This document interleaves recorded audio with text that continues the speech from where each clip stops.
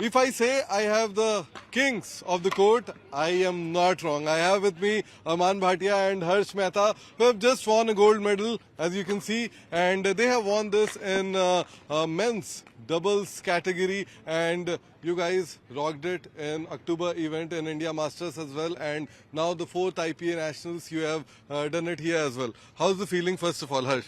It was great. Our, I think, second nationals together, and we played Aditya and Debu again. Yeah, last time also we played them only in the finals, and we won it.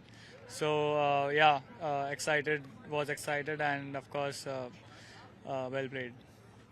What will you say about your journey in this tournament? Oh no, it was a great tournament. The facility is great. Happy to come again to Bennett and play over here. The courts are really nice and well played to Aditya and Divyanshu. We had a good finals and yeah, I'm happy to bag 2 goals over here. 2 goals, yes, 2 goals. So you aren't afraid of winning now, and you win all the games. Whichever you play, the opponents I spoke with, they are afraid. We don't want to play against Oman. So what is the mantra for that? What is the mantra for your gold medal continuously, winning the golds continuously? No, I think touchwood. I think it's just by the grace of God we've been. It's just been he's been very kind to me, and I've been winning a few gold medals right now, and I hope to continue the streak. I think the mantra would be very simple: try to get as much practice in, and give your best and whenever you're on court. How much time do you spend thinking about pickleball or playing there? Oh, thinking probably the full day. Yeah. Playing, I do get in about 4 to 5 hours a day. What about you, Harsh? Yeah, same. So we've been practicing 4 to 5 hours a day, and yeah, we play regularly, and that's the only thing which is going to get going and will fetch you medals. And the more you practice, the harder you practice, the greater the player you will become. Also, do you guys share Instagram reels about something happening around the world of pickleball here in US and Australia and different parts of the world? Do you discuss that we should also implement these shots, we should do these things? How are those discussions? Yeah, I think I do watch a lot of pickleball, so I do pick up things by watching a lot, and it's always good to watch and learn. There's never you can never not have enough of things to learn. You can always learn something from someone. Harsh, what about you? Yeah, so most of our feed is filled with pickleball videos and pickleball related content. So we don't need to send the content to each other because we already have seen it most of the time. So yeah, that's that. And yeah, the more pickleball grows, the more it becomes social. It's going to grow, and hopefully we do well again in the future. You guys are stalwarts of this game, and I saw yesterday young kids taking your autographs, taking pictures with you. How does it feel? How had you thought anytime, like when you were picking this paddle for the first time, this day would come when youngsters, such young kids will come to you and you will inspire them? No, I did not think of pickleball as me playing professionally when I just started off. I just thought of it as a recreational sport and a game just for fun and games when I was in Mumbai and just bored.